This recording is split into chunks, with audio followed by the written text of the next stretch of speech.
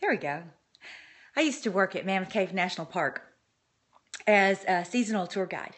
And at nighttime, we would, as guides, we would go back into the cave and explore, kind of. Put on our coveralls and hard hats and take off our Smokey the Bear hats and take off our National Park uniforms, and we would crawl around in the cave. And there was this tour called Wild Cave Tour. And not many people got to lead the Wild Cave Tour because it was literally taking people through Wild Cave.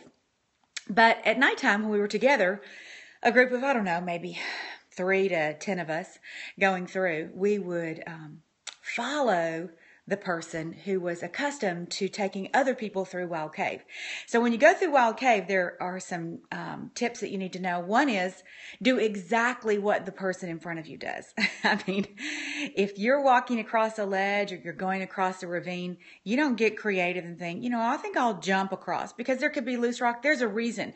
So the guide goes first, and then every person behind him or her goes next. But you're supposed to do it exactly the same, whether it's crawling or jumping or leaping or whatever it is, using a rope. But there's this place in Mammoth Cave National Park, which is, by the way, the longest cave in the world. It's a phenomenal national park if you've never visited. It can be 100 degrees outside, but a constant 54 inside. It's wonderful. It was a great seasonal job. I worked there between college semesters and for a few years after I started my teaching career. There's this place called the Mole Hole. And to get to the Mole Hole, first of all, the reason you want to go to the Mole Hole is that some of the most beautiful cave ever exists on the crawl to the Mole Hole. And the only way to see this part of the cave is to crawl. And I mean crawl on your hands and on your belly, like you're pushing yourself through with just your hands and your feet. It's a great experience. But you get to this place and it's a very small hole. And you have to take your helmet off and push your helmet through first. And then you have to maneuver your shoulders and lay your head down. And with your toes, push yourself through. That's the only way you can get through the Mole Hole. It is a little alarming. It's very uncomfortable. It's not a normal feeling that you have. If you're claustrophobic, it's probably not a feeling you want to embrace.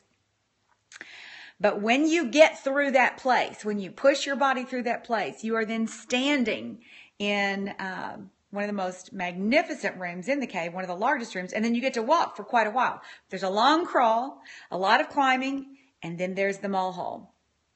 And people say, I'm stuck. But the reality is nobody ever got stuck in the Mole Hole, because people who were going through the Mole Hole, they knew on the front end, this is a challenge. And I'm going to do everything I can with my strength and my will and my faith and my example of people in front of me. I'm going to make this trip. It's not for sissies. I know there's something rewarding on the other side of it. Even just saying, I did it. I'm one of the few who did it.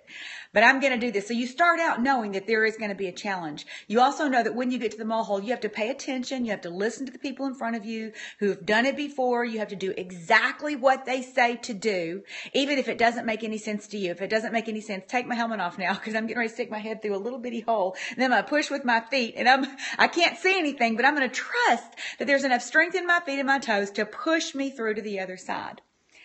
It is a phenomenal experience coming out the other side. So life can be a lot like the Mole Hole. You can find yourself stuck and people saying, I'm stuck, or they are stuck, and you see them and they're stuck. And they didn't follow you the way that they could have or should have or had the opportunity to. And so therefore what they find themselves in is a stuck position. There are ways out of stuck. And so I want you to say this to yourself. I'm not stuck. I'm passing through. I'm passing through. I'm moving through. Because there is a way out of where you are right now. You might need to take your helmet off. You might need to turn your head sideways. And you might need to start pushing with your feet. Things you've never done before. But I promise you that if you will take the advice of the person who's already been where you're going, and you get out of your comfort zone, and in faith, you do what they tell you to do, you're going to get off stuck. There are a few people who got to the Mole Hole and backed out and said, this is not what I thought it was going to be. I don't want to take my helmet off. I feel suffocated. I don't want to go through the Mole Hole. There is another way out, and it's called backwards. And they would go backwards and they would crawl backwards and they would go all the way back and they would walk to the outside from the same way they came in, but they would never experience the challenge of pushing through that mole hole or the exhilaration of coming out on the other side of it. So the reality is you're not stuck. There are two ways out. One way is backwards. You can go back, but the other way is through the tight space, through the place that you've never gone before. People have gone before you, and they can tell you how to get there. They can show you how to get there. You're not stuck. You're just passing through.